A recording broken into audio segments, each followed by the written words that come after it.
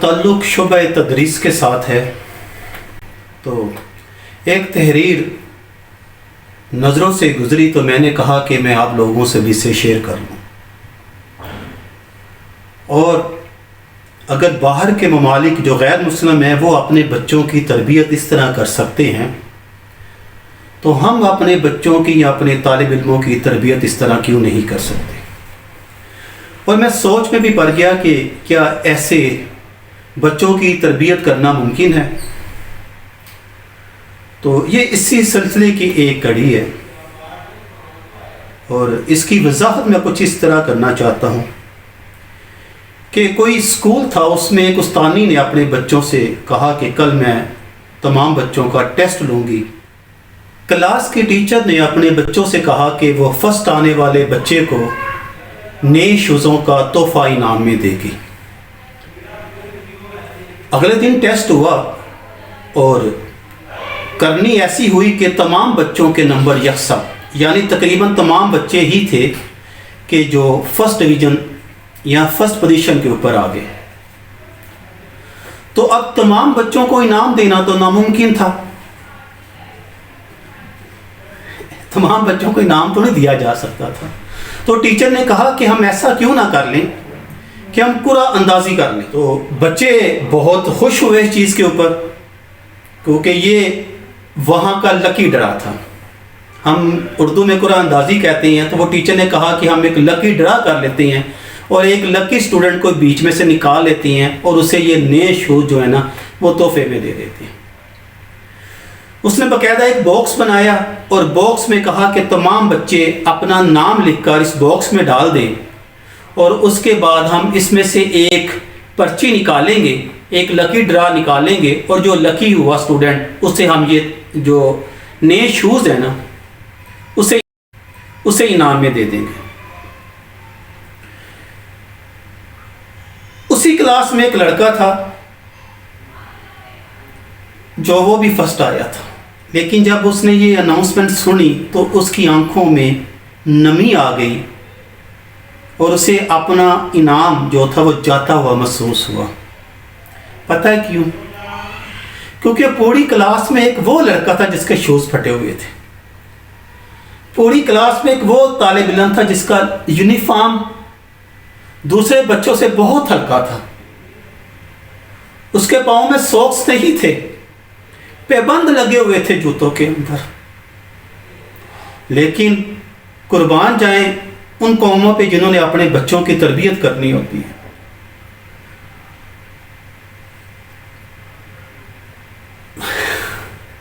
بعض دفعہ انسان الفاظ لیس ہو جاتا ہے کیونکہ اس بچے کا والد نہیں تھا اور ماں لاچار تھی، اسے نئے شوز نہیں لے کے دے سکتی تھی. یہ انعام صرف وہ کلاس میں واحد بچہ تھا جس کے لیے بہت زیادہ معنی رکھتا تھا. استانی نے وعدے کے مطابق ایک باکس وہاں پہ رکھ دیا اور تمام بچوں نے اپنا نام لکھ کر اس باکس میں نہ ڈال دیا. وہ ٹیچر نے ان سب سے کہا دیکھیں کیونکہ کسی کی حق تلفی نہ ہو جائے. پھر وہ سب کے سامنے اس نے ایک پرچی اٹھائی اور اس نے اپنی کلاس سے کہا کہ کیا آپ سب متفق ہیں کہ اس پرچی کو کوئی بھی ایک طالب علم آ کے ایک پرچی اٹھا لے. اس نے وہ والی پرچی دوبارہ وہیں پہ رکھ دی کہ کہیں کوئی اسٹوڈنٹوں کے ذہن میں یہ نہ آ جائے کہ ٹیچر نے کوئی خاص پرچی اٹھا لی ہے. ایک طالب علم آیا، اس نے وہ پرچی اٹھائی، اس پہ لکھا ہوا تھا عبد الکریم. سب اسٹوڈنٹ نے تالیاں بجانی شروع کر دی. وہ پھٹے پرانے والا، کپڑوں والا اور جوتے والا بچہ آج نصیب والا بچہ تھا کہ تقریباً کوئی 40 بچوں میں اس کا یہ انعام نکل آیا اور وہ حقدار تھا اس. اب ٹیچر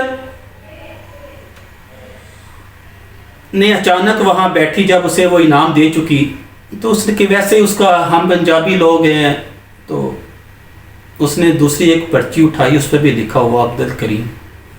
تجسس بھر گیا. تیسری اٹھائی، اس پہ بھی. چوتھی اٹھائی، اس پہ بھی. اس میں ایک بھی پرچی ایسی نہیں تھی جس پہ عبد الکریم کا نام نہ لکھا ہو.